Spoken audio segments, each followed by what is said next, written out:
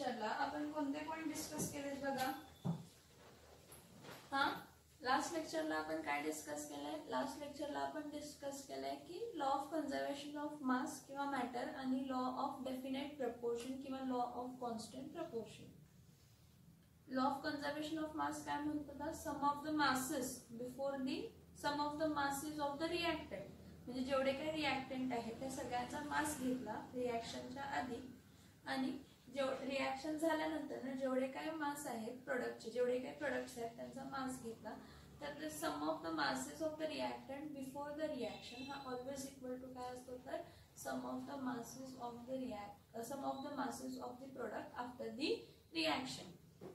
ह्यावरनं आपण असं म्हणतो की कधीही रिएक्शन घडताना नवीन मास क्रिएट होत नाही किंवा जुना मास काय होत नाही तर डिस्ट्रॉय होत नाही. Next, law of constant proportion.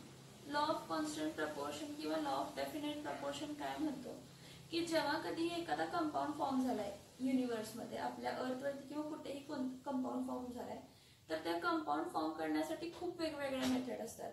तुम्ही ते नॅचरली बनवू शकताय, मग नॅचरली बनवू शकता म्हणजे नॅचरली ऑब्टेंट होतात कोणत्या तरी खनमध्ये किंवा अर्थमध्ये कुठेही तो कंबाईन स्टेटमध्ये कंपाऊंड फॉर्म झालेला असतो, किंवा आपण लॅबोरेटरीमध्ये पण तो सबस्टन्स काय करू शकतो? प्रिपेअर करू शकतो, कंपाऊंड प्रिपेअर करू शकतो. पण प्रिपेअर करण्यासाठी खूप साऱ्या मेथड असतात. मग तुम्ही irrespective of any source or method of preparation, कोणताही सोर्स किंवा मेथड ऑफ प्रिपरेशन असू दे, त्या कंपाऊंड मधले जे एलिमेंट असते त्याचा पर्सेंटेज बाय वेट हा काय असतो? सेम असतो. तुम्ही कोणत्याही मेथडनं प्रिपेअर करा, काय करा? कोणत्याही मेथडनं काय करा? प्रिपेअर करा. फॉर एक्झाम्पल कॅल्शियम ऑक्साईड, तुम्ही कॅल्शियम कार्बोनेट पासून ऑब्टेन करा किंवा कॅल्शियम हायड्रॉक्साईड पासून ऑब्टेन करा. जेव्हा तुम्हाला कॅल्शियम ऑक्साईड मिळतं तर त्या दोघांमध्ये आपल्याला असं दिसणार आहे की दोन्ही कॅल्शियम ऑक्साईड्स दोन वेगळ्या मेथडनं फॉर्म झालेले, त्यामध्ये कॅल्शियमचं पर्सेंटेज बाय मास जेवढं आहे दोघांचं काय असणार आहे? सेम असणार आहे. तसंच ऑक्सिजनचा पर्सेंटेज बाय मास दोन्ही वेगळ्या मेथड जरी असले प्रिपरेशनचे तरी पण काय मिळतो? तर सेम मिळतो, वेगळा मिळत नाही. सेम मिळतो, वेगळा मिळत नाही. काय होत नाही?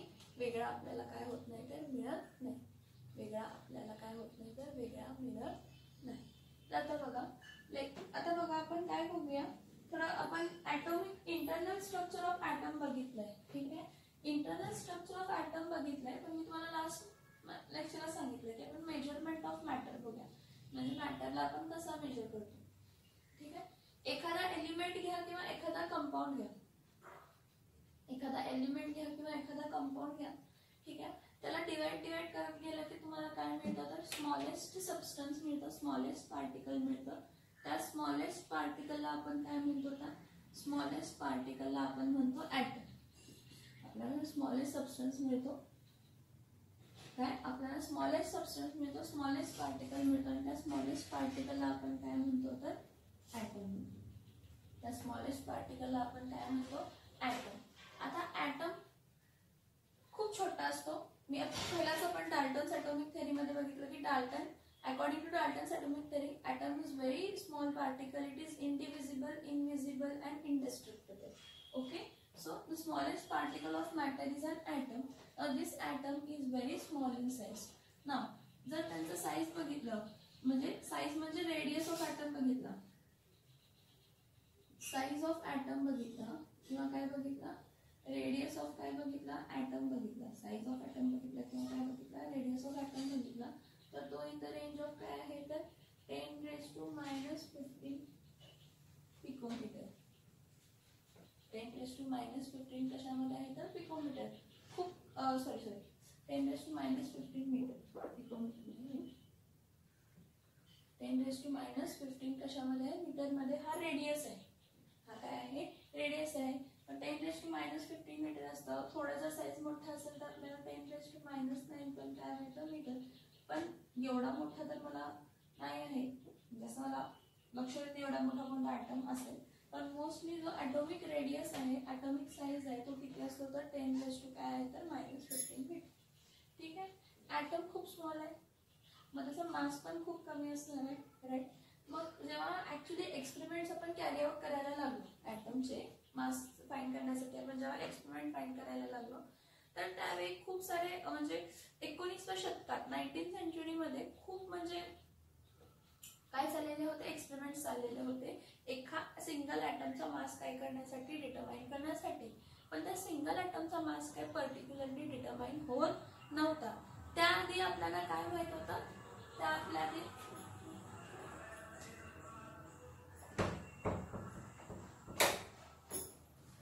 त्याआधी आपल्याला काय माहित होतं, तर त्याआधी आपल्याला असं माहित होतं की जो ॲटम आहे, ॲटमच्या सेंटरला न्यूक्लियस आहे, the mass of the atom, mass of atom, जो मास ऑफ ॲटम आहे, the mass of atom is concentrated, the mass of atom is concentrated in the center of nucleus. The mass of atom is concentrated in the nucleus. Center नको म्हणूया. The mass of atom is concentrated in the nucleus. Why? Because nucleus contains protons. Because nucleus contains protons and what? Neutrons. Nucleus contains protons and what? Neutrons. तो जो काही ॲटमला मास आहे तो कशामुळे आहे, प्रोटॉन्समुळे काय आहे आणि न्यूट्रॉन्समुळे. तर स्टार्टिंगला आपण काय करायला लागलो की आपण काय केलं की आपण असं कन्सिडर केलं की जेवढे प्रोटॉन्स आणि जेवढे न्यूट्रॉन्स आहेत त्यावरून आपण त्याचा मास, ॲटॉमिक मास नंबर असा एक कन्सेप्ट डिफाइन केलेला होता. ॲटॉमिक मास नंबर हा आपण कसा डिफाइन केला, ॲटॉमिक मास नंबर म्हणजे ॲटॉमिक मास असेल तो ॲटमचा असा कन्सिडर केला. आणि त्यामध्ये नंबर ऑफ काय प्रोटॉन्स प्लस काय घेतले तर नंबर ऑफ काय घेतले neutrons. Number of protons plus काय घेतला, नंबर ऑफ काय घेतला न्यूट्रॉन्स, म्हणजे तो काय आहे तर ॲटॉमिक मास नंबर. पण ॲक्च्युली इन डिटेल आपल्याला तेवढं काही स्ट्रक्चर्समध्ये माहीत नव्हतं. मग सगळ्यात पहिला काय केलं की जे काही ॲटॉमिक मासेस आपल्याला फाइंड करायचे दुसऱ्या ॲटम्सचे, तर आपण एक रेफरन्स हुडकायला स्टार्ट केलं. सायंटिस्ट म्हटलं एक रेफरन्स फाइंड करूया. मग जो काही मास आहे, जो काही ॲटमला मास आहे तो कशामुळे आहे, जो काय ॲटमला जो मास आहे तो कशामुळे आहे तर त्याच्या सेंटरच्या न्यूक्लियसच्या बरोबर, न्यूक्लियसमध्ये जे केवढे प्रोटॉन्स किंवा न्यूट्रॉन्स आहेत त्यामुळे आहे. तर त्यासाठी त्यांनी काय म्हटलं की हायड्रोजन हा रेफरन्स ॲटम कन्सिडर करूया. हायड्रोजन हा काय कन्सिडर करूया, hydrogen containing one proton, hydrogen containing one proton was considered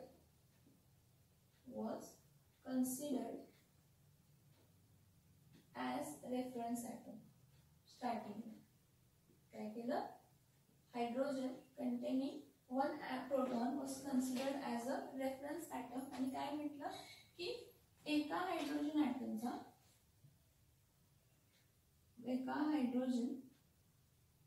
ॲटमचा जो मास आहे तो किती आहे तर 1 युनिफाईड मास. काय आहे 1 युनिफाईड काय आहे मास आहे. मग असं दिसलं की जो नायट्रोजन ॲटम आहे, कोणता ॲटम आहे, नायट्रोजन ॲटम आहे, त्या नायट्रोजन ॲटमचा जो मास होता, नायट्रोजन ॲटमचा जो काय होता मास होता तो किती होता तर the nitrogen atom mass was 14 times. नायट्रोजनचा ॲटमचा जो मास होता was 14 times the mass of what, mass of hydrogen atom. एका हायड्रोजन ॲटमचा जेवढा मास आहे त्याच्यात 14 टाइम्स कोणाचा मास होता तर नायट्रोजनचा होता. मग आपण काय घेतलं, hydrogen containing 1 proton was hydrogen atom. हे बघा, hydrogen atom containing 1 proton was considered as a reference atom. Hydrogen atom ज्याला काय आहे, हायड्रोजन ॲटम ज्याला एकच प्रोटॉन आहे त्याला आपण कन्सिडर काय केलं, रेफरन्स ॲटम कन्सिडर केला. मग एक हायड्रोजन ॲटमचा मास आपण म्हटला 1 युनिफाईड मास म्हटला. मग नायट्रोजन ॲटमचा जो मास होता तो 14 टाइम्स होता. मास ऑफ काय होता, 14 टाइम्स मास ऑफ काय होता हायड्रोजन. जर रेफरन्स आपण काय केला हायड्रोजन ॲटम आणि नायट्रोजन ॲटमचा मास 14 टाइम्स हायड्रोजन ॲटम आहे, त्यामुळे आपण काय केलं, द मास ऑफ काय केला, mass of nitrogen atom. Hydrogen एक मास ऑफ कोणाचा तर नायट्रोजन ॲटमचा काय कन्सिडर केला 14. मास ऑफ नायट्रोजन ॲटम किती होता तर 14 युनिफाईड काय कन्सिडर केला तर 14 युनिफाईड मास कन्सिडर केला. ठीक आहे, हा एक झाला. पण काय झालं, जसं टाइम वाढत गेलं तसे नंबर ऑफ एलिमेंट्स पण वाढत जाईल. नंबर ऑफ एलिमेंट्स वाढले म्हणजे त्या ऍटमचे टाइप पण काय होत गेले, इन्क्रीज होत गेले. ओके, हायड्रोजन ऍटम हा आपण काय कन्सिडर केला, हायड्रोजन ऍटम हा आपण काय कन्सिडर केलेला होता, रेफरन्स कन्सिडर केलेला होता. So hydrogen containing 1 proton was considered as a reference atom. मग एक हायड्रोजन ऍटम इथं 1 UV लिहिले. मग नायट्रोजन ऍटमचा जो मास होता तो 14 टाइम्स द मास ऑफ काय होता, hydrogen atom. So mass of nitrogen atom was considered as a 14. Okay, now actually काय झालं की जेव्हा आपण हायड्रोजन ऍटम हा रेफरन्स कन्सिडर केला तर खूप साऱ्या ऍटम, दुसऱ्या एलिमेंट्सच्या ऍटमचा जो मास आला तो काय आला, फ्रॅक्शन मध्ये आला. काय आला, फ्रॅक्शन मध्ये आला. Sum of the atoms of element, some of the relative mass here, relative mass of some of the relative mass of the atom. Some of the relative mass of the atom म्हणजे काय, थोडे atoms जे आहेत त्यांचा जो relative मास होता जेव्हा आपण हायड्रोजन बरोबर कंपेअर केला तो फ्रॅक्शनल आला. Some of the relative mass of atom of element came out to be fractional.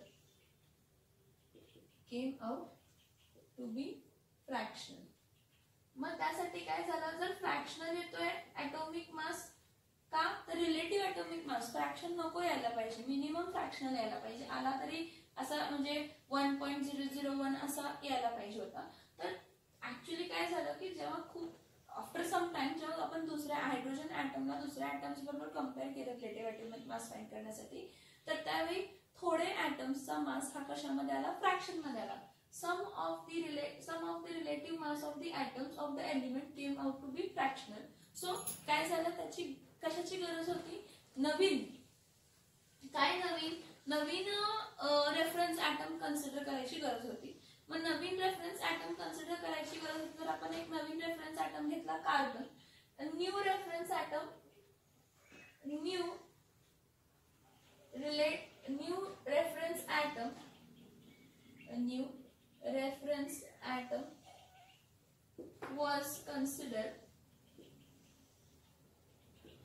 was considered whose relative atomic mass was 12.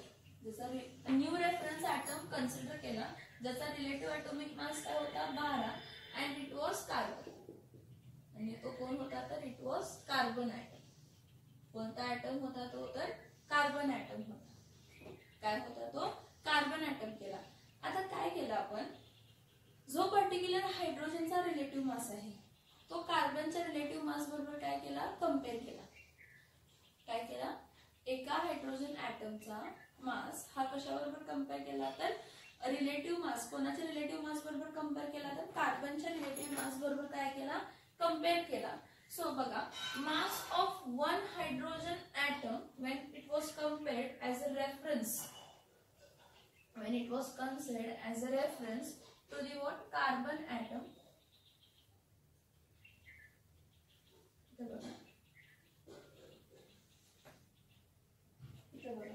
काय झालं, mass of one hydrogen atom, हा मास कसला आहे, रिलेटिव्ह मास आहे. Mass of one hydrogen atom when we found out it was 1/12 the mass of carbon. Mass of एक hydrogen atom किती आला, 1/12 the mass of what, carbon atom. हा compare केला तर इथं काय आला, 1. काय आला, 1. म्हणजे mass of one hydrogen atom ह्या कंपेअर जेव्हा कार्बन बरोबर केला तेव्हा काय आला, 1 आला. मग आपण जर mass of hydrogen atom consider केला तर जो काही मास ऑफ हायड्रोजन ॲटम आहे तो कशामुळे, प्रोटॉन्स आणि कशामुळे, न्यूट्रॉन्समुळे. एखाद्या ॲटमचा मास हा कशामुळे आहे, प्रोटॉन्समुळे किंवा न्यूट्रॉन्समुळे. पण जर आपण हायड्रोजन ॲटम घेतला तर त्या हायड्रोजन ॲटम मध्ये प्रोटियम हा जो आहे, म्हणजे मोस्टली जो अर्थवर एक्झिस्ट होतो हा जो ॲटम आहे त्यामध्ये एकच प्रोटॉन आहे. काय आहे, एकच प्रोटॉन आहे. आपण जेव्हा मास ऑफ एक हायड्रोजन ऍटम कम्पेअर केला कोणाबरोबर, तर मास ऑफ कार्बन 12 बरोबर, तर carbon 12 atomic mass of carbon किती होता, 12. मग आपण 1/12 च घेतलं, काय केलं, 1/12 न मल्टिप्लाय केलं, सो दॅट काय झाला, हा वरचा खालचा 12 काय झाला, कट झाला आणि मास ऑफ एक हायड्रोजन ऍटम काय आला, 1 आला. मग आपण काय म्हटलं की मास ऑफ एक हायड्रोजन ऍटम जर 1 येतोय तर तो कशामुळे येत असणार आहे, न्यूक्लियसमुळे येत असणार आहे. मग न्यूक्लियस मध्ये कोण आहे, प्रोटॉन आहे. आणि किती प्रोटॉन आहे, एक आहे. म्हणून आपण काय कन्सिडर केलं की mass of 1 proton, mass of 1 proton और mass of 1 neutron was considered as one. एका, हे बघा इकडे लॉजिक लक्षात आहे का बघा, एका हायड्रोजन ऍटमचा जेव्हा आपण मास घेतला कार्बन 12 बरोबर जेव्हा कम्पेअर केला तर आपण कार्बन 12 च्या मासला डिवाइड बाय 1/12 केला, म्हणजे हा 12 आणि हा 12 काय झाला, कट झाला. आन्सर किती आला, 1. आन्सर किती आला, 1. मग मास ऑफ एक हायड्रोजन ऍटम जर 1 येत असेल तर तो जो काही ऍटम आहे हे आपण ऍक्च्युली त्यावेळी मास केजीस मध्ये वगैरे काय मेजर करत नव्हतो, हे असंच आपण काय म्हणत होतो, इमॅजिन करत होतो की असं असेल म्हणून. आपण काय म्हटलं की मास ऑफ एक हायड्रोजन ऍटम 1 आहे, तर एका जर तो हायड्रोजन ऍटम आहे तर त्या हायड्रोजन ऍटमच्या सेंटरला न्यूक्लियस जो आहे त्या न्यूक्लियस मध्ये एकच प्रोटॉन आहे. मग जो काही ऍटमला मास आहे तो प्रोटॉन मुळे आहे. मग एक प्रोटॉन म्हणजे एक मास, एक यू किंवा AMU ऍटॉमिक मास युनिट आपण म्हणतो. एका प्रोटॉनचा मास किती आहे, 1 AMU किंवा एका न्यूट्रॉनचा पण मास किती आहे, 1 AMU आहे. एका प्रोटॉनचा मास किंवा एका न्यूट्रॉनचा मास किती आहे, 1 AMU. मग जर एक न्यूक्लियस घ्या, हा न्यूक्लियस आहे, न्यूक्लियस मध्ये न्यूट्रॉन्स किती आहेत, 2 आहेत आणि प्रोटॉन्स किती आहेत, 2 आहेत. तर एका प्रोटॉनचा मास मी 1 AMU कन्सिडर करणार, म्हणजे एक ऍटॉमिक मास युनिट. 2 प्रोटॉनचा मास किती कन्सिडर करणार, 2 ऍटॉमिक मास युनिट. मग मला सांगा 2 न्यूट्रॉन 2 प्रोटॉन आहेत, मी म्हटलं न्यूट्रॉनचा पण मास जो आहे तो नियरली सेम टू प्रोटॉन असतो, त्यामुळे आपण काय म्हणतो की मास ऑफ एक प्रोटॉन किंवा मास ऑफ एक न्यूट्रॉन जो आहे तो कन्सिडर केला 1 AMU. पण मोस्टली आता आपण युनिफाईड मास हा युनिट यूज करतो, और 1 डाल्टन. 1 डाल्टन म्हणजे 1 U. 1 डाल्टन म्हणजे काय असतो, तर 1 U, ह्याला युनिफाईड मास असं आपण म्हणतो, म्हणजे एका ऍटमचा मास. एका ऍटमचा मास जो असतो आपण U मध्ये देत असतो, युनिफाईड मास युनिट किंवा ऍटॉमिक मास युनिट मध्ये. एका, 2 ऍटम, 3 ऍटम असं जेव्हा आपण काउंट करतो, एक ऍटमचा मास, 2 ऍटमचा, 3 ऍटमचा मास तो खूप छोटा असतो, त्यामुळे आपण AMU मध्ये देतो किंवा युनिफाईड मास मध्ये देतो. So sum of relative masses of atom, थोड्या ऍटम्सचा जो रिलेटिव्ह मास होता तो फ्रॅक्शन मध्ये आला, त्यामुळे आपण नवीन रेफरन्स ऍटम कन्सिडर केला, तर तो कोण होता, तर कार्बन ऍटम. आणि त्या नवीन रेफरन्स ऍटमचा रिलेटिव्ह ऍटॉमिक मास काय कन्सिडर केला, तर 12 कन्सिडर केला. मग मास ऑफ कार्बन ऍटम आणि मास ऑफ हायड्रोजन ऍटम कम्पेअर केलं तर मास ऑफ 1 हायड्रोजन ऍटम हा किती होता, 1/12. हे बघा इथे लिहिते, एका मास ऑफ एक हायड्रोजन ऍटम काय होता, 1/12 दी मास ऑफ कार्बन ऍटम. किती होता, 1/12 दी मास ऑफ काय होता, तर कार्बन ऍटम होता. मग मला सांगा 1/12 दी मास ऑफ कार्बन ऍटम म्हणजे कार्बन किती आहे, 12 आहे ना, म्हणजे हा 12 आणि हा 12 कट झाला, राहिला किती, 1. म्हणजे आपण रिलेटिव्ह ऍटॉमिक मास एखादा हायड्रोजनचा कम्पेअर केलेला आहे किंवा कशाचा पण कम्पेअर केलाय, तर आपण रिव्हर्स गेट टाकला की जर मी एक हायड्रोजन ऍटम म्हणतेय आणि एक हायड्रोजन ऍटमचा असा काहीतरी 1 मला मास मिळतोय, मग हा 1 मास का मिळत असेल, कसा मिळत असेल, तर आपण परत बॅक रिव्हर्स टाकला की एका हायड्रोजन मध्ये सेंटरच्या न्यूक्लियस मध्ये एकच प्रोटॉन असतो. म्हणजे तो एक आहे ना, तो एक ऍटॉमिक मास युनिट आहे किंवा एक युनिफाईड मास आहे किंवा एक डाल्टन असं मास कन्सिडर केलं. एका सिंगल ऍटमचा जो मास आहे तो कशामुळे आहे, तर प्रोटॉन्स किंवा कशामुळे आहे, न्यूट्रॉन्समुळे. मग आपण कन्सिडर केलं मास ऑफ एक प्रोटॉन किंवा मास ऑफ एक न्यूट्रॉन हा 1 AMU असतो. म्हणजे एक प्रोटॉन असेल तरी एक AMU, मग 2 प्रोटॉन असेल तर 2 AMU. मग आता मास ऑफ मग जर जो काही ऍटॉमिक मास आहे ऍटमचा, सिंगल ऍटमचा ऍटॉमिक मास आहे, एखाद्या सिंगल ऍटमचा ऍटॉमिक मास कसा फाइंड करणार? So the relative mass of single atom, so the relative mass of a single atom can be taken as mass of protons plus mass of neutrons. Nucleus मध्ये एखाद्या single ऍटमचा relative atomic mass, एखाद्या single ऍटमचा relative atomic mass कसा find करायचा? So the relative मास और atomic mass, so the relative atomic mass of a single atom हा कसा असणार आहे? तर त्याच्या प्रोटॉन्स किंवा न्यूट्रॉन्सला सेंटर मध्ये न्यूक्लियस मध्ये जेवढे काही प्रोटॉन्स आणि न्यूट्रॉन्स आहेत ते काय करायचे? ऍड करायचे. तो सिंगल ऍटमचा मास असणार आहे. कशाचा मास असणार आहे? सिंगल ऍटमचा मास असणार आहे. आणि तो मास जो असणार आहे तो आपण मेजर करताना AMU ऍटॉमिक मास युनिट असं गृहीत धरू, किंवा 1 डाल्टन, किंवा आता वापरतो 1U unified mass of atom.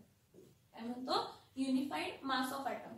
Unified atom नाही, unified mass of atom. Unified mass of atom. हे सगळं कधी झालेलं?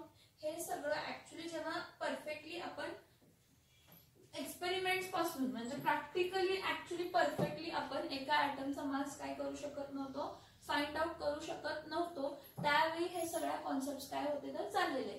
मग त्यावेळी काय झालं? नायट्रोजनचा मास पण तेवढा झाला. जेव्हा आपण कार्बन ऍटमचा मास कम्पेअर केला कोणाबरोबर? नायट्रोजन ऍटम आणि कार्बन ऍटम आपण परत कम्पेअर केला असेल, त्यावेळी आपल्याला मास काय दिसला? 14. मग हा 14 ऍटॉमिक मास युनिट जो काय आला तो कशामुळे आला?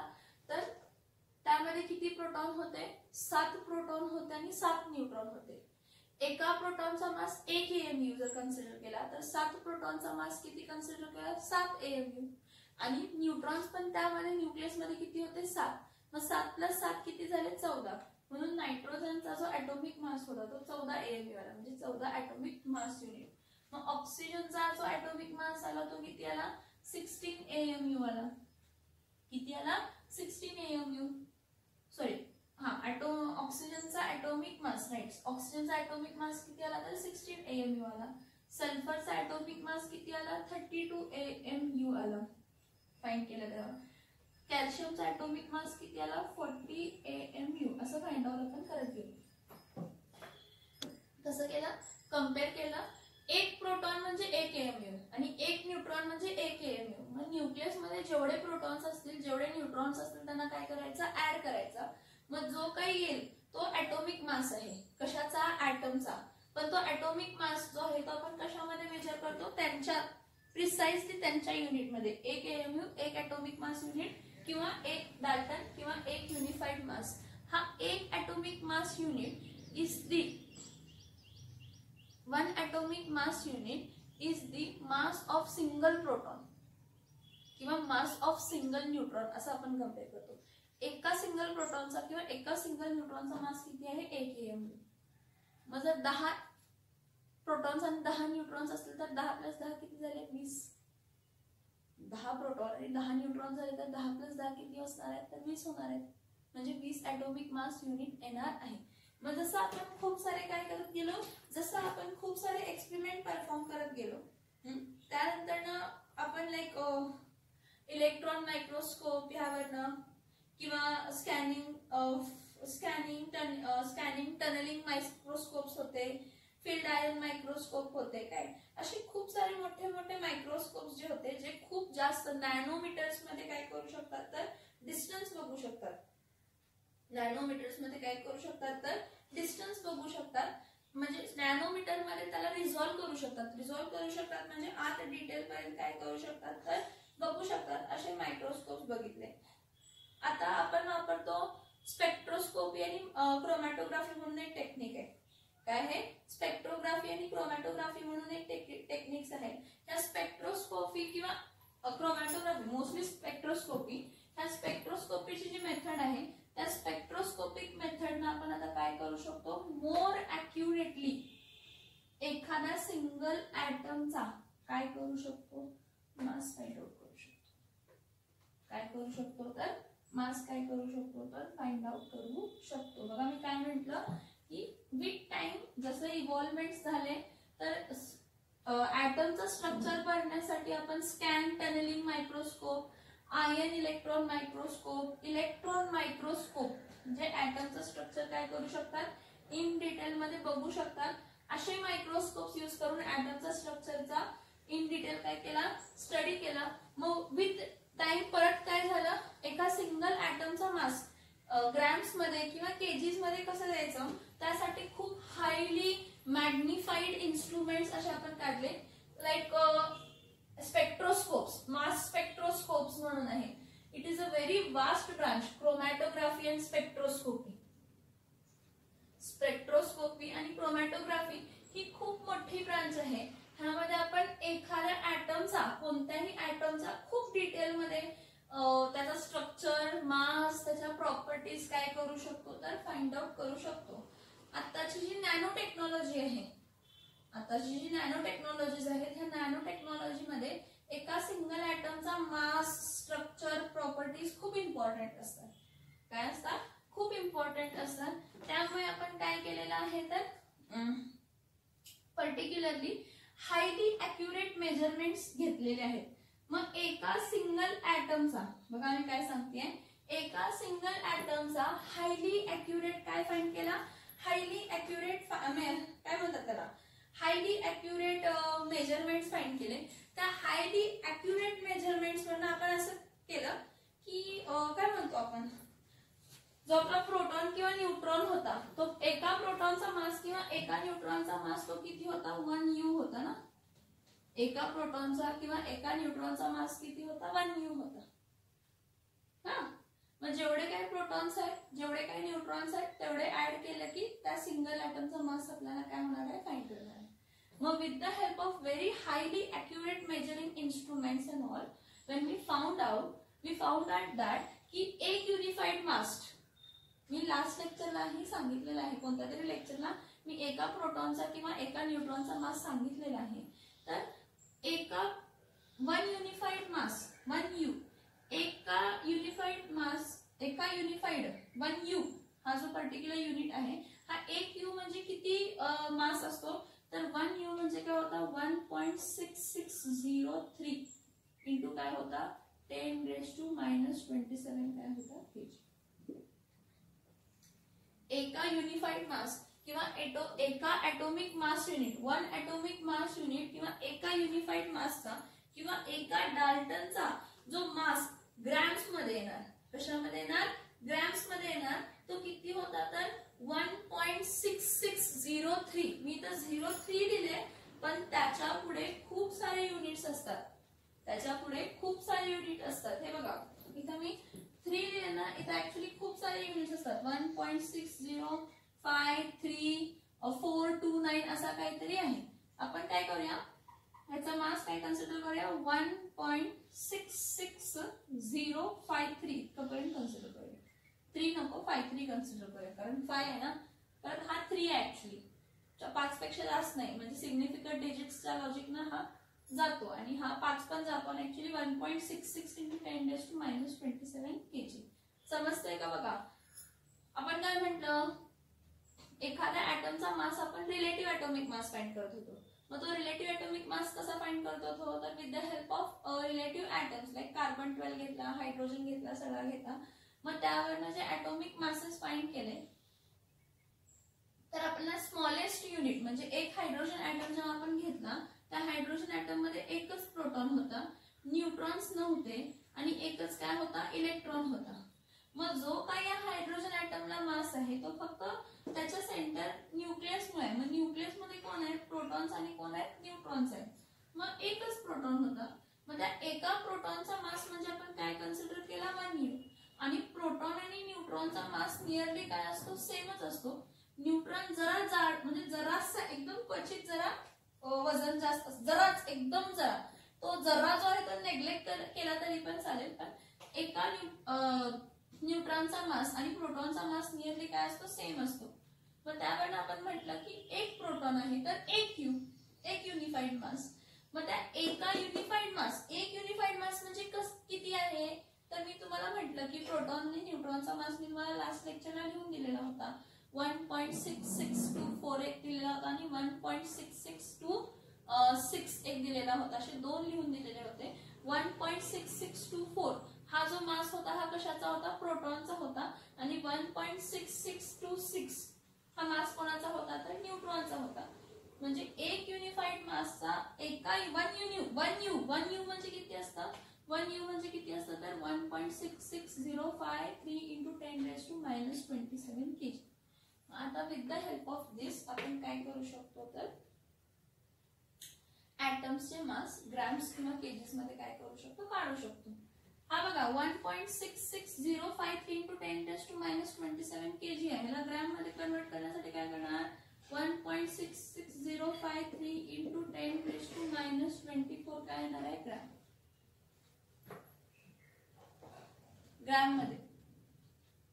एका युनिफाईड मास, एका युनिफाईड ऍटम, एका युनिफाईड 1 ॲटॉमिक मास युनिट म्हणजे किती असतं, तर 1.66053 into 10⁻⁻27 kg किंवा 1.66053 into 10⁻⁻24 ग्रॅम. हे जे काय आपण मास फाइंड केले हे खूप ॲक्युरेट मास फाइंड केले with the help of mass spectroscopy. With the help of what, mass spectroscopy. आता एक मज्जा बघा, काय कम्पेअर करा. तुम्हाला हा सेम एक्सपेरिमेंट 10वीला पण सांगितलेला असेल. मला तर माहित नाही तुम्हाला किती लक्षात आहे किंवा काय लक्षात आहे. त्याने काय म्हटलं की मूग डाळ घ्या, तूर डाळ घ्या, काय घ्या, मूग डाळ घ्या, तूर डाळ घ्या आणि कोणती अशी 2-3 डाळ घ्या. ठीक आहे, ते सगळे 2-3 डाळ घेतले. तर 2-3 डाळ घ्या, तर 2-3 डाळचे काय करा, काउंट करा. जे डाळचे हे असतात ना, पार्टिकल्स असतात ते काय करा, काउंट करा. काय ह्याचे 10 घ्या, 100 घ्या, मूग डाळचे 100 घ्या, तूर डाळचे 100 घ्या आणि कोणती ती डाळ असते त्याची पण 100 घ्या. तूर डाळचे नाव माहित नाही, मूग डाळ, तूर डाळ एवढं लक्षात आहे. तर तूर डाळचे काय घ्या, 100 घ्या दाणे आणि मूग डाळचे पण 100 दाणे घ्या. त्या दोघांचा मास फाइंड करा. त्या दोघांचा काय करा, मास फाइंड करा. दोघांचा मास सेम येणार आहे का, दोघांचा मास सेम येत नाही. म्हणजे नंबर ऑफ कॉन्स्टिट्युएंट पार्टिकल जरी सेम असले तर त्यांचा मास काय येत नाही, सेम येत नाही. काय येत नाही, सेम येत नाही. आता हे खूप लेंदी होत जातं. काय त्यापेक्षा मी एक सिंपल लॉजिक तुम्हाला सांगते. काय सिंपल लॉजिक आणि कसं सिंपल लॉजिक मध्ये हे लक्षात ठेवायचं बघा. काय असतं की तुम्ही एक ॲटम घेऊन कधी केमिकल रिॲक्शन कॅरी आउट करू शकत नाही, कारण तो खूप छोटा असतो आणि तो आपल्या डोळ्याला दिसतच नसतो.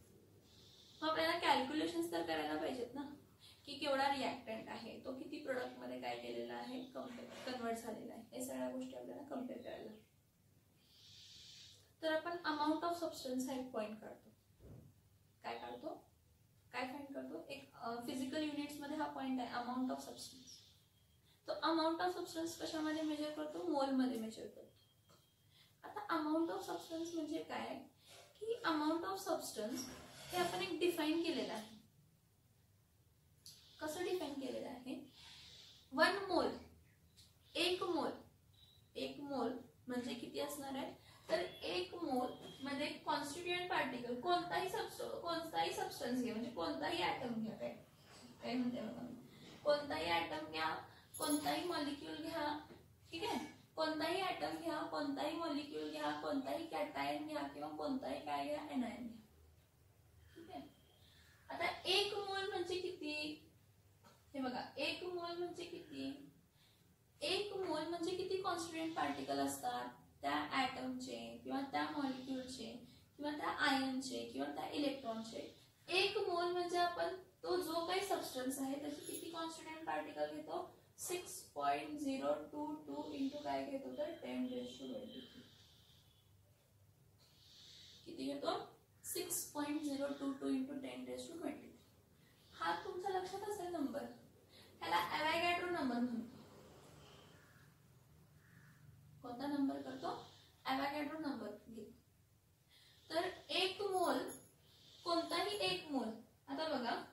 बघा हा, 1 मोल ऑफ जर मी काय म्हटलं H2, 1 मोल ऑफ H2 म्हणते म्हणजे माझ्या डोक्यात हे यायला पाहिजे की H2 चे कॉन्स्टिट्यूएंट पार्टिकल किती आहे त्यामध्ये 6.022 into 10⁻23 मॉलिक्यूल ऑफ काय आहेत हायड्रोजन, मॉलिक्यूल्स ऑफ काय आहेत हायड्रोजन.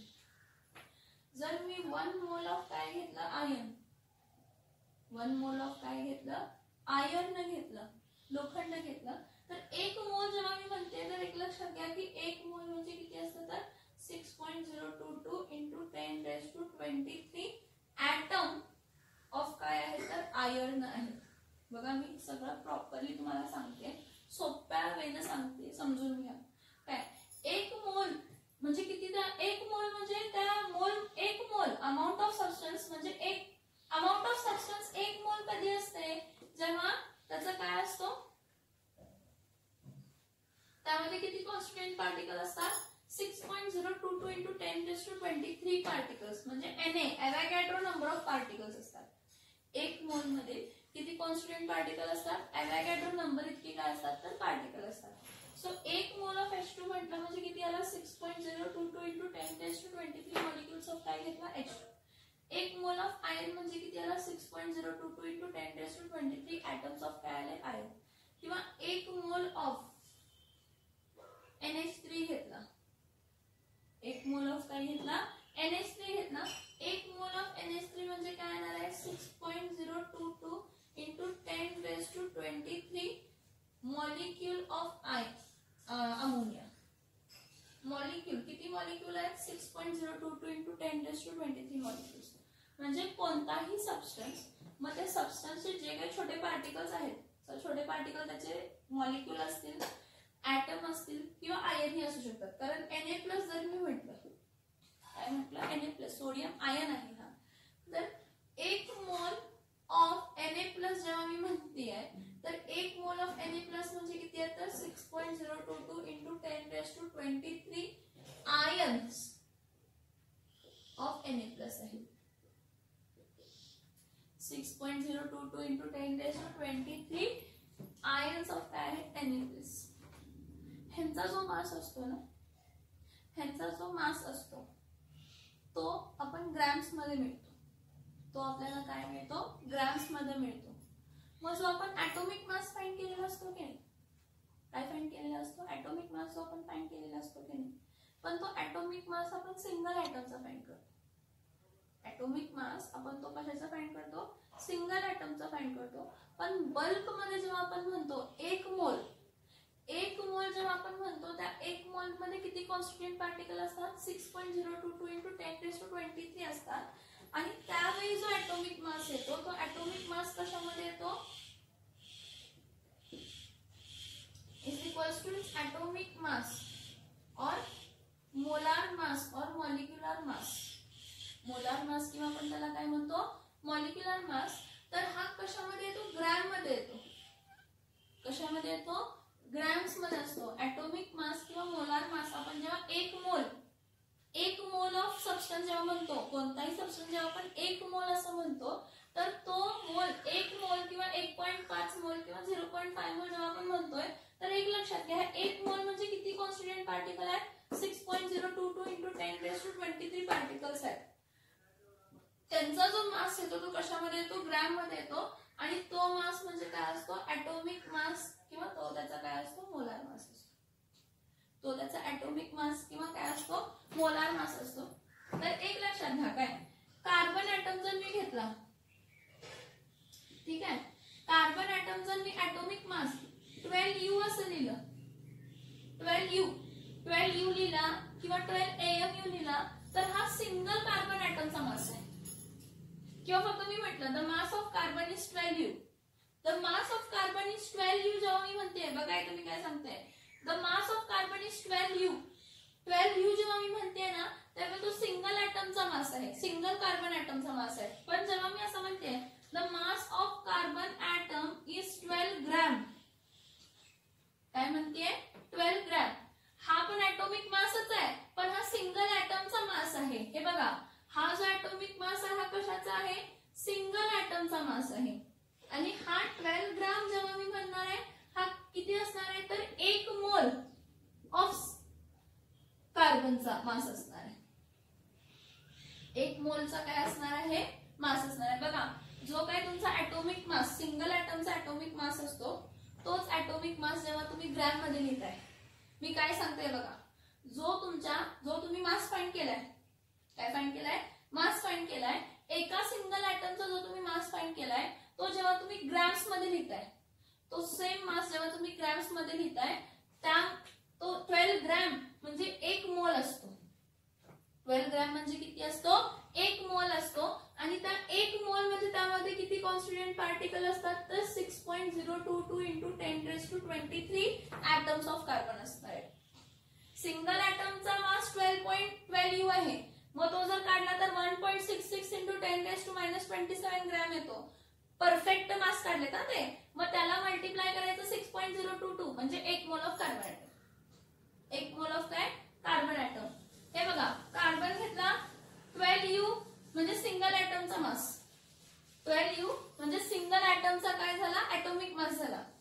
कार्बन जेव्हा मी 12U लिहितीये तर हा सिंगल कार्बन ऍटमचा मास 12U आहे, पण जेव्हा मी ग्रॅम्स मध्ये लिहितीये तर 12 ग्रॅम ऑफ कार्बन म्हणजे काय, की त्या कार्बन मध्ये किती कॉन्स्टिट्यूएंट पार्टिकल आहेत, 6.022 इंटू 10⁻23 म्हणजेच तो 1 मोल. म्हणजेच काय, 1 मोल. म्हणजे सोप्या लॉजिक मध्ये आपण असंही लक्षात ठेवू शकतो, ह्याला सोप्या लॉजिक मध्ये आपण असंही म्हणू शकतो,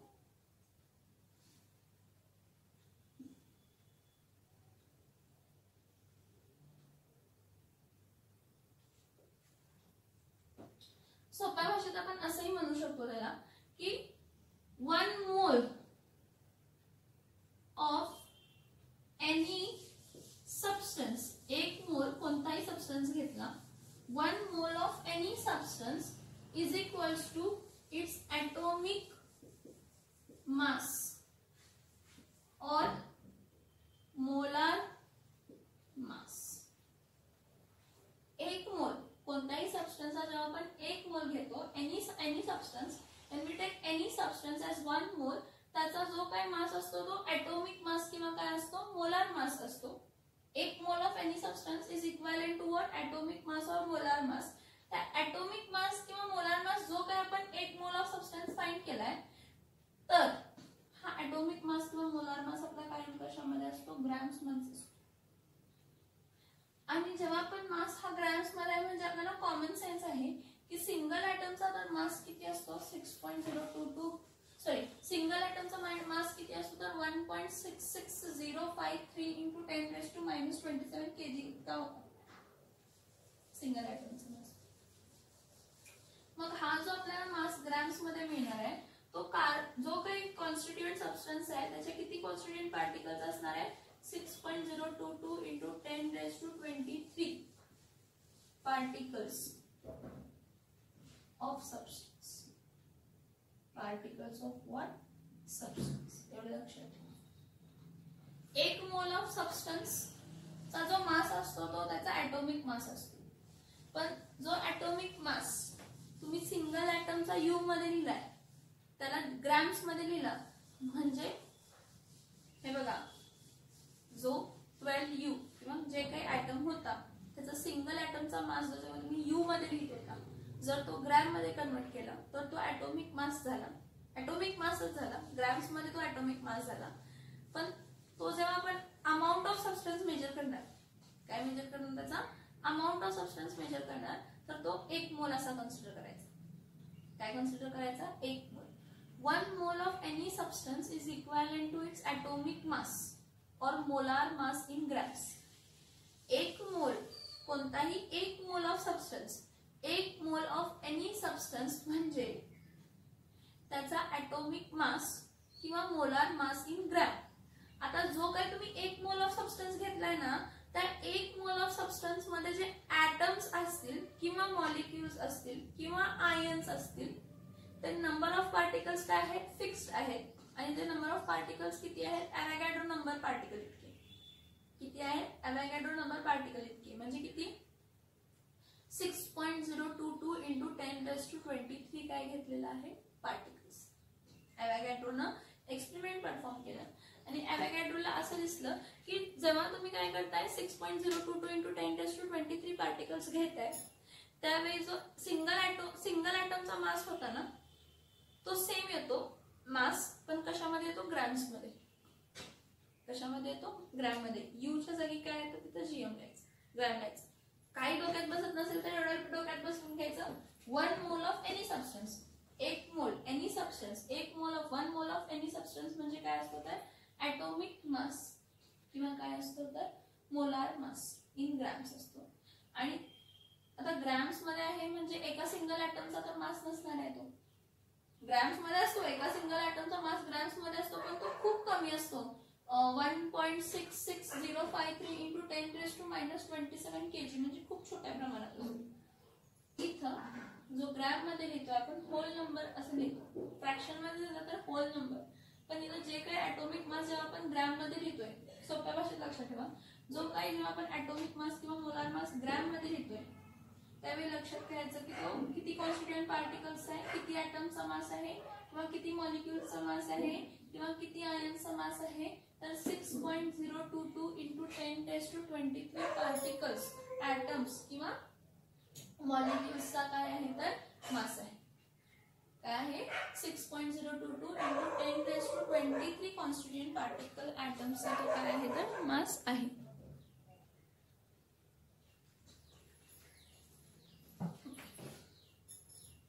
आता इथं बघा, ह्याला आता समजवलं, कसं समजवते बघा.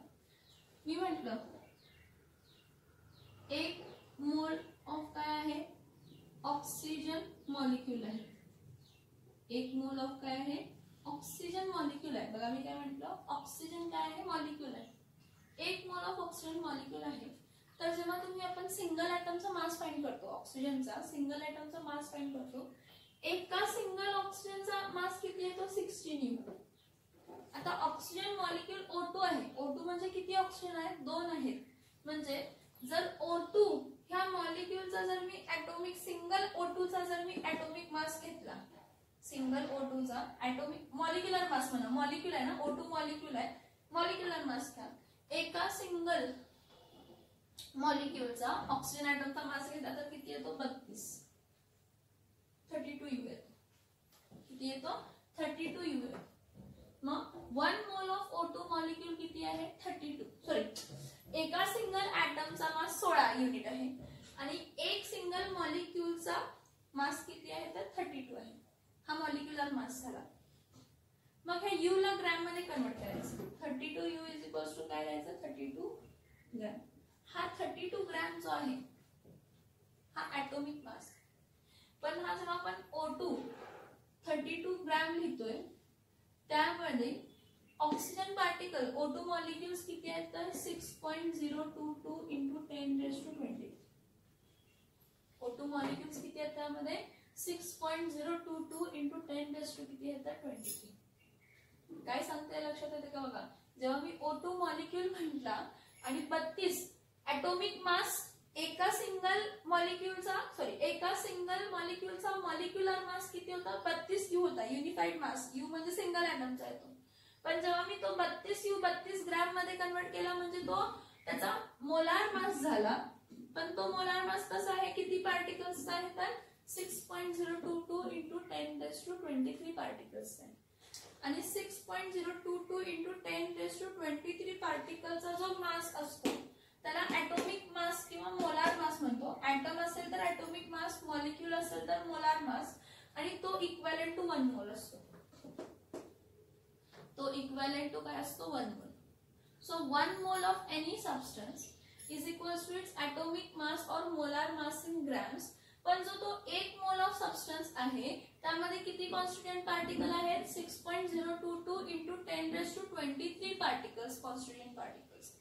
कोणताही एलिमेंट घ्या, कोणताही मॉलिक्यूल घ्या, कोणताही आयन घ्या, जर त्याचे कॉन्स्टिट्यूएंट पार्टिकल्स 6.022 into 10⁻23 आहेत तर त्याचा जो काही मास असणार आहे तो त्याचा ॲटॉमिक मास किंवा काय असणार आहे? Molar mass. कशामध्ये असणार आहे? ग्रॅम मध्ये. आणि जो काही ॲटॉमिक मास किंवा मोलार मास ग्रॅम मध्ये आला तो काय असणार आहे तर 1. So we can define it as 1 mole of any substance is equals to its atomic mass or molar mass, is equals to its atomic mass or molar mass is equals to what 6.022 into 10⁻23 particles of substance. म्हणजे त्या सबस्टन्सचे constituent particle किती असणार आहेत तर 6.022 into किती असणार आहेत तर 10⁻20. 6.022 इंटू 10⁻23 काय असणार आहे 23. आणि एक एक्झाम्पल घेते इथे लक्षात. जर मी आयर्न घेतला, काय घेतला आयर्न घेतला, हे बघा एक आयर्न ॲटम घेतला, सिंगल आयर्न ॲटम जर घेतला तर त्या सिंगल आयर्न ॲटमचा मास किती आहे 56 U. किती आहे 56 U. एक आयर्न ॲटमचा मास जेव्हा आहे तो किती आहे 56 U. जेव्हा हा 56 U इंटू काय हा काय लिहिते 56 ग्रॅम लिहिते. 56 U हा काय लिहिते 56 ग्रॅम. ॲटॉमिक मास जेव्हा ग्रॅम मध्ये कन्वर्ट होतो तो इक्विव्हॅलेंट टू काय असतो मोल 1 मोल असतो. एका सिंगलचा ॲटॉमिक मास जो असतो तो जेव्हा ग्रॅम मध्ये कन्वर्ट होतो म्हणजे 56 U च्या जागी काय झाला 56 ग्रॅम झाला तर तो किती असतो 1 मोल. किती असतो 1 मोल ऑफ सबस्टन्स असतो. आणि त्या 1 मोल ऑफ सबस्टन्स मध्ये कॉन्स्टंट पार्टिकल किती असतात 6.022 इंटू 10⁻23 पार्टिकल्स. म्हणजे 6.022 इंटू 23 ॲटम्स ऑफ काय असणार आहेत तर आयर्न ॲटम. आयर्न ॲटम किती असणार आहेत 6.022 इंटू काय असणार आहेत तर 10⁻23. आयर्न ॲटम किती असणार आहेत तर 6.022 इंटू 10⁻23 काय असणार आहे 23. मग 6.022 इंटू 10⁻23 ॲटम्सचा जो मास आहे तो इक्विव्हॅलेंट टू काय असतो त्याचा ॲटॉमिक मास. तो इक्विव्हॅलेंट टू काय असतो त्याचा ॲटॉमिक मास असतो. तो इक्विव्हॅलेंट टू काय असतो त्याचा ॲटॉमिक मास. आणि atomic mass is equals to 1 mole. Atomic mass in gram or molar mass in gram is equals to 1 mole. Atomic mass gram मध्ये किंवा मोलार मास ग्रॅम मध्ये जर दिला असेल तर तो काय असतो 1 मोल. काय असतो 1 मोल. आणि 1 मोल म्हणजे त्यामध्ये किती कॉन्स्टिट्यूएंट ॲटम किंवा पार्टिकल्स आहेत तर 6.022 इंटू 10⁻23 पार्टिकल्स आहेत. त्यांचा मास म्हणजे ॲटॉमिक मास. आणि तो ॲटॉमिक मास म्हणजे काय असतो 1 मोल असतो. आणि हे कॅल्क्युलेशन साठी काय होतं सिंपल होतं. बघा एक सिंगल जेव्हा तुम्ही केमिकल रिॲक्शन घेताय ना त्यावेळी मी तुम्हाला पहिलाच म्हटलंय की एखादी जेव्हा केमिकल रिॲक्शन तुम्ही घेताय त्यावेळी ॲटम्स रिॲक्ट होतात ठीक आहे, पण तो काय एकच ॲटम नसतो तिथं किंवा एकच मॉलिक्यूल नसतो, ढीगभर मॉलिक्यूल्स ॲटम्स असतात. कारण आपण रिॲक्शन जेव्हा कॅरी आउट करतो तो बल्क मध्ये कॅरी आउट करतो. कशामध्ये कॅरी आउट करतो बल्क मध्ये म्हणजे मिलीग्रॅम्स ग्रॅम्स केजीज ह्यामध्ये कन्वर्ट करत असतो. तो ग्रॅम्स केजीस मध्ये जेव्हा आपण कॅल्क्युलेशन्स म्हणतो ग्रॅम्स केजीस मध्ये जेव्हा आपण त्याचे कॅल्क्युलेशन्स काय करतो म्हणतो तर काय ग्रॅम्स केजीस मध्ये जेव्हा म्हणतो त्यामध्ये कॉन्स्टंट पार्टिकल्स माहित असायला पाहिजेत ना. म्हणून एक फेवरेबल मेजरमेंट ऑफ मॅटर हा पॉइंट मध्ये एवढंच लक्षात ठेवायचं की 1 मोल ऑफ एनी सबस्टन्स एखाद्या सबस्टन्सचा मास हा इक्वल टू काय असतो ॲटॉमिक मास किंवा मोलार मास, पण तो ग्रॅम मध्ये लिहायचा. जो काय ॲटॉमिक मास किंवा मोलार मास तुम्हाला युनिफाईड युनिट्स मध्ये मिळाला तो कशामध्ये कन्वर्ट करायचा ग्रॅम मध्ये लिहायचा. कशामध्ये लिहायचा ग्रॅम मध्ये. तर जेव्हा तो ॲटॉमिक मास किंवा मोलार मास तुम्ही ग्रॅम मध्ये लिहिताय त्यामध्ये किती कॉन्स्टिट्यूएंट पार्टिकल आहे 6.022 इंटू 10⁻23 पार्टिकल्स आहेत. ह्याला ॲव्होगॅड्रो नंबर असं म्हणतो. का तर ॲव्होगॅड्रोनं खूप सारे एक्सपेरिमेंट फाइंड केलेले आहेत आणि प्रूव्ह केलेले आहेत की जेव्हा 6.022 इंटू 10⁻23 पार्टिकल्स तुम्ही घेतोय तर जो त्यांचा ॲटॉमिक मास होतो ना सिंगल युनिटचा तो सेम मास त्यांचा ग्रॅम मध्ये येतो. जो ॲटॉमिक मास सिंगल ॲटमचा येत होता तो सेम कशामध्ये येतो तर ॲटॉमिक मास कशामध्ये येतो ग्रॅम मध्ये येतो. जेव्हा तुम्ही किती कॉन्स्टिट्यूएंट पार्टिकल घेताय 6.022 इंटू 10⁻23 पार्टिकल ऑफ सबस्टन्स. मग 6.022 इंटू 10⁻23 पार्टिकल ऑफ सबस्टन्स म्हणजेच 1 मोल ऑफ सबस्टन्स असतं किंवा ॲटॉमिक मास किंवा मोलार मास इन ग्रॅम म्हणजेच काय असतो 1 मोल ऑफ सबस्टन्स. काय असतो 1 मोल ऑफ सबस्टन्स. आणि प्रिसाइजली डोक्यात जाण्यासाठी मी काय करते बघा हायड्रोजनचा युनिफाईड मास एक सिंगल ॲटमचा मास किती आहे 1 U. जेव्हा 1 U मी काय लिहिते 1 ग्रॅम असं लिहिते तर 1 ग्रॅम म्हणजे काय आहेत हायड्रोजन किती आहेत तर ॲटम्स किती आहेत hydrogen atom 6.022 into 10⁻23 atom of हायड्रोजनचा जो मास आहे 6.022 इंटू 10⁻23 हायड्रोजन ॲटमचा मास किती आहे 1 ग्रॅम आहे. आणि तो इक्वॅलेंट टू किती असतो 1 मोल असतो. तो इक्वॅलेंट टू किती असतो 1 मोल असतो. नेक्स्ट कार्बन घ्या. कार्बनचा ऍटॉमिक मास किती लिहितो आपण 12U. म्हणजे सिंगल कार्बन ऍटमचा मास किती आहे 12U आहे. सिंगल कार्बन ऍटमचा मास किती आहे 12U आहे.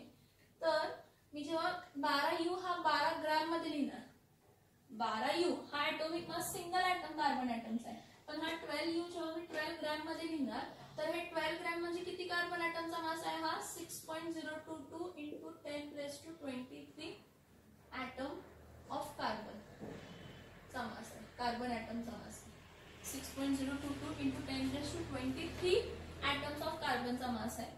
आणि जेव्हा कधी एवोगॅड्रो नंबर ऑफ पार्टिकल्सचा जो मास असतो तो काय असतो तर 1 मोल असतो. किंवा 1 मोल म्हणजे काय असतं ऍटॉमिक मास किंवा मोलार मास इन ग्रॅम्स. किंवा 1 मोल म्हणजे काय असतं ऍटॉमिक मास किंवा मोलार मास इन काय असतं ग्रॅम असतं. सल्फर घ्या. सल्फर 32U आपल्याला मिळतं. 32U जेव्हा मी 32 ग्रॅम घेते, 32U जेव्हा मी काय देते 32 ग्रॅम.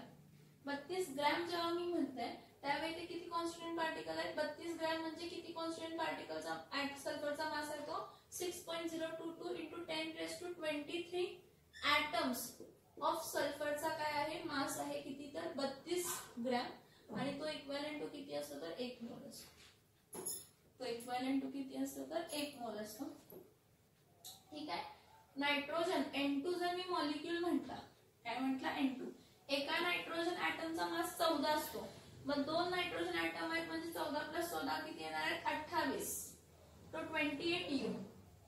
सर एका नायट्रोजन मॉलिक्यूलचा मास 28U आहे. जेव्हा हा 28U मी कशामध्ये लिहिते 28 ग्रॅम मध्ये लिहिते, तर हा 28 ग्रॅम जेव्हा झाला तर ह्यामध्ये किती नायट्रोजनचे मॉलिक्यूल्स आहेत 6.022 into 10⁻23 मॉलिक्यूल्स ऑफ काय आहे मॉलिक्यूल्स ऑफ काय आहे नायट्रोजन.